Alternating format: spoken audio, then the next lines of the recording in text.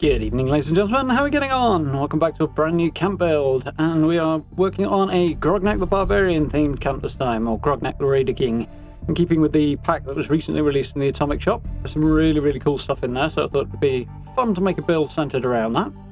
You can probably tell we're down in the ash heap, and going reasonably big with this one. I'm pretty pleased with how it turned out. It's quite a time-consuming build. There's not a vast amount of stuff that snapped together, really. At least with the main part of it, so it does take a little bit of time. But, see, we are just across from Mount Blair there. So you're just right down at the south of the ash heap, pretty much bang in the centre. A little bit to the north, we've got Mount Blair Train Yard. We're actually up on the top of a ridge that sort of overlooks the two areas there. You've got the Red Rocket filling station there, which is a cool location. I got into a lot of trouble with some scorched beasts a while back. But a pretty decent location, pretty flat area. Good view out over the southern ash heap here, which is really nice. So, first things first, the throne is the centerpiece of this build, so that's where we're going to start. We're going to start by building a little platform for it, so I suppose you call it a raised dais or something like that.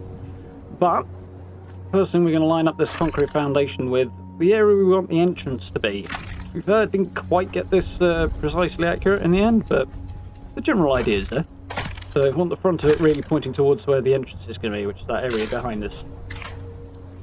Next up, we're going to start by using the foundation that is on the lowest piece of the ground. So in this case, it's the one on the left here, and then raising that up as high as we can. Because if we start with the centre one, we might find that one on the left there is floating, and we can't then sink it down, which we're going to be doing in a moment. So, whip that middle one out again. Now we've got the height as a guideline. Drop this back down. And then snap that middle one back over to the one on the right, so we've still got it the same height. Not quite far enough down there. Yep, and then we'll follow it around the outside. Just around the front and the sides here, not going to do the back. But, so this wants to cooperate and actually snap. There we go. You see we have a raised area in the centre for the throne, and a sort of lower area around it. Not quite high enough in the centre there, so lift that up, get a guide, take that middle one out, because it's preventing us adjusting this end one. Drop it down the rest of the way there, and then we fill it back in again. Definitely want that centre one to be a nice pronounced height above the level of the rest of them. Yep, a little bit of lag there. That's better. Okay.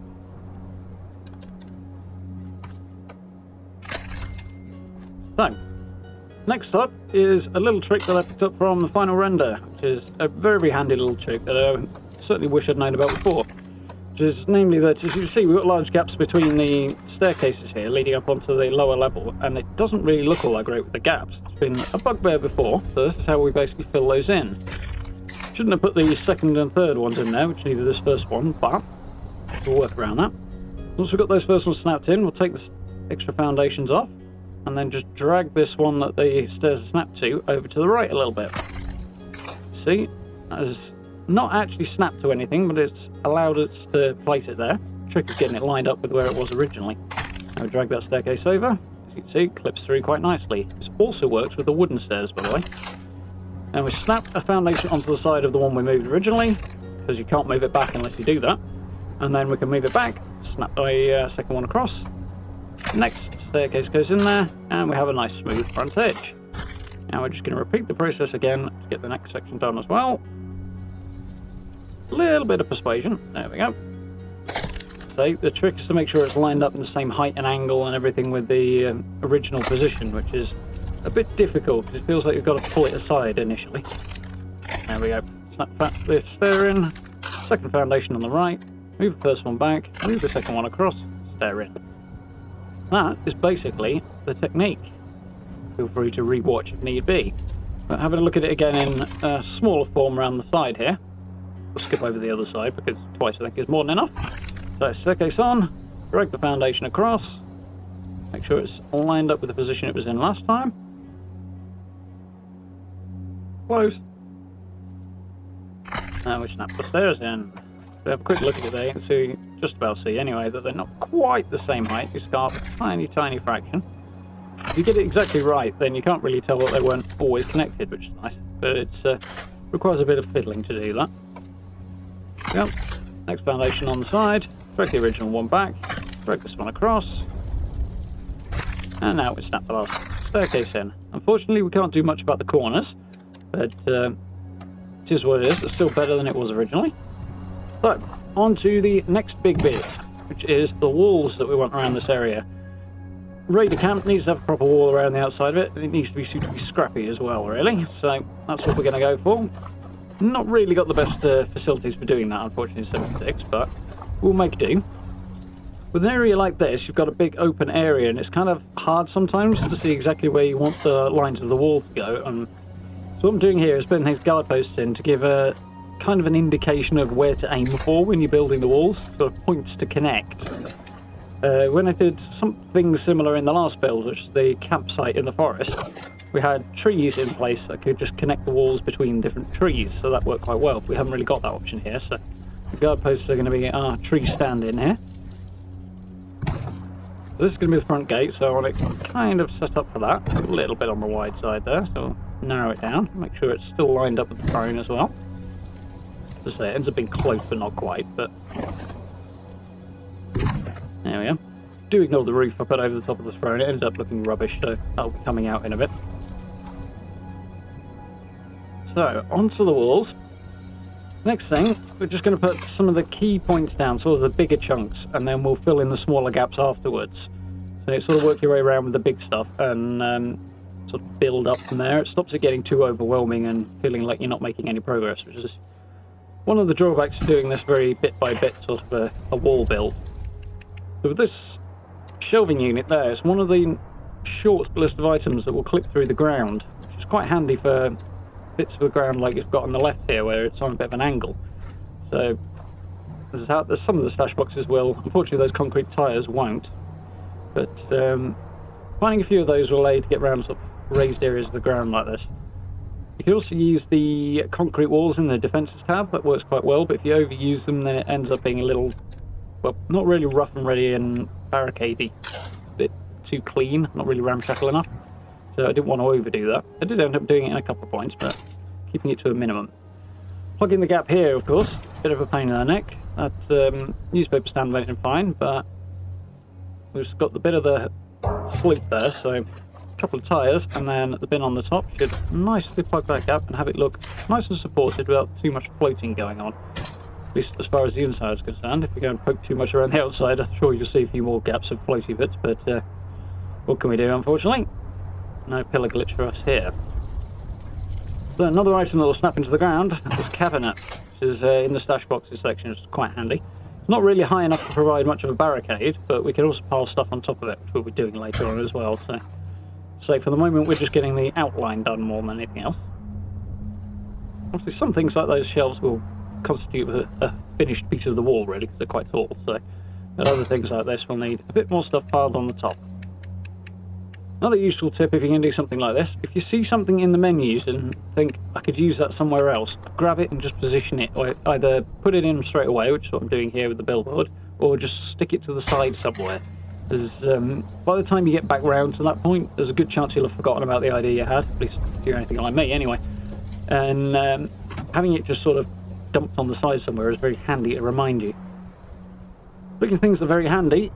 These gas station signs are absolutely brilliant for building walls and things like that with.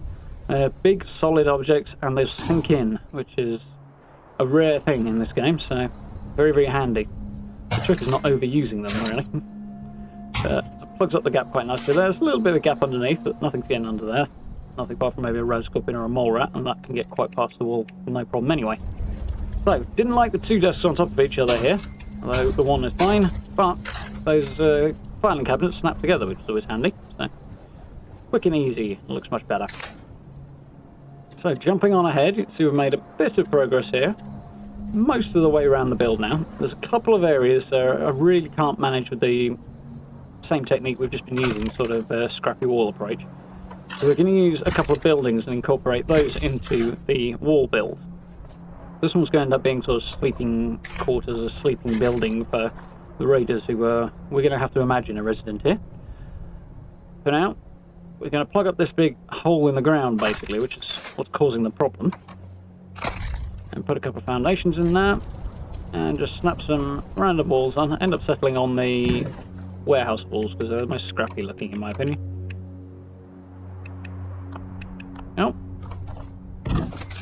Take that gas sign out so I don't overuse it. We're using it again in a minute anyway. So I did want to come around the corner here because right by the ruined truck, or whatever this is here, the ground is quite high, so it doesn't really provide much of a defensive emplacement.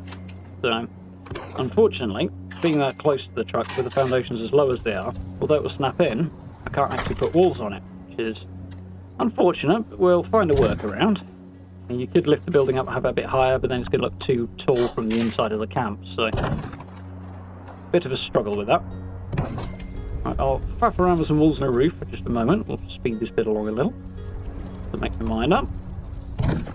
There we go, made my mind up now. So, walls on, and we're going to put some pillars in there just to support this front edge because I want to use fences rather than actual walls along the front. Otherwise it just looks a bit too boxy and not very interesting. I would like to be able to make it a bit more scrappy overall, but constant challenge unfortunately. There we go. Get these floors in on the top, now we can snap the posts to the corner. And easy, where they'll snap to the floor above rather than the floor below. Just to cooperate anyway instead of placing two. There we go. I'm sure I've demonstrated that enough times by now, so we'll fly through it. There we go, a couple of fences on there. We've got a ramshackle little place that'll keep the rain off when the road is having a snooze. That's a good one. So, this gap is clearly too large if I can walk straight through it. So, I need to block that off a little bit. And I have been absolutely determined to use one of these portal turrets for a part of the wall. So, finally found a place where I can persuade one to go, with a little help. I'm going to grab one of these concrete filled tyres. Does end up with a tiny bit of floating, but it's reasonably well concealed, so it doesn't look too bad.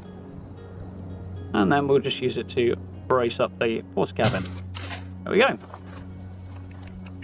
And back to the old gas sign around this side because that's still a little low and a little easy to hop over. So drop that in there, and I'll head around the other side and see that it's not quite where I want it.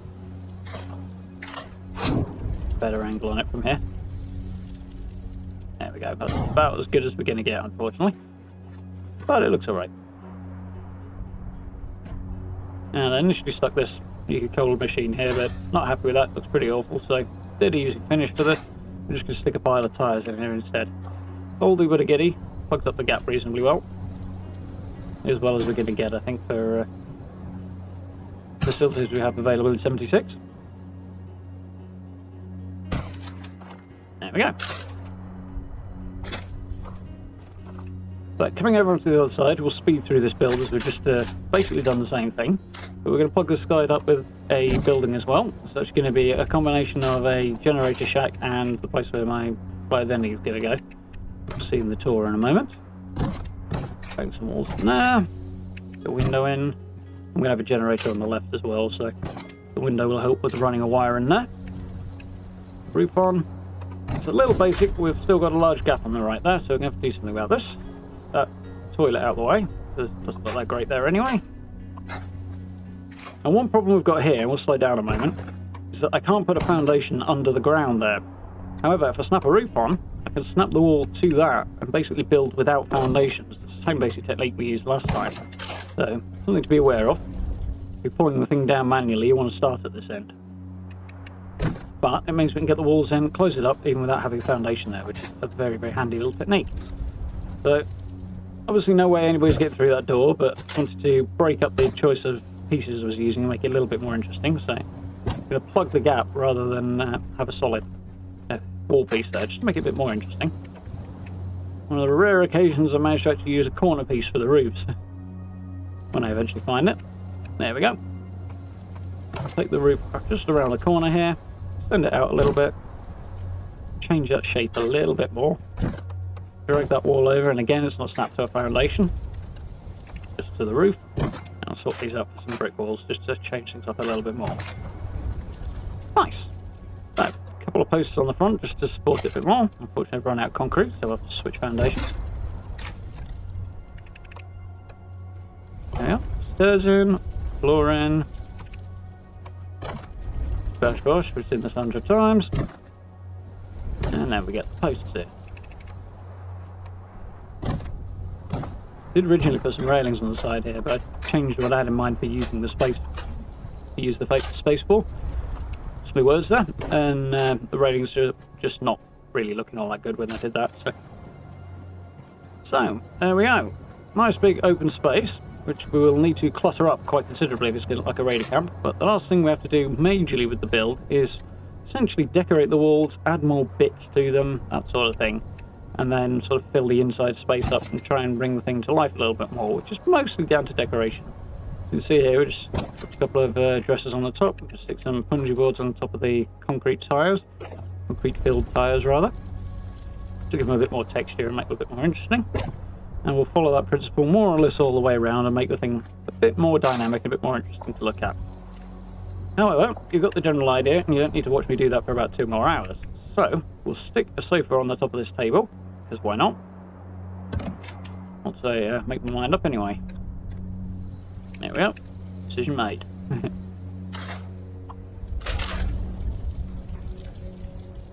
Come on. There we go. And then we'll take a look at the tour. A nice imposing entranceway. You can actually stand up there and sort of cover the entrance if you need to, which is cool.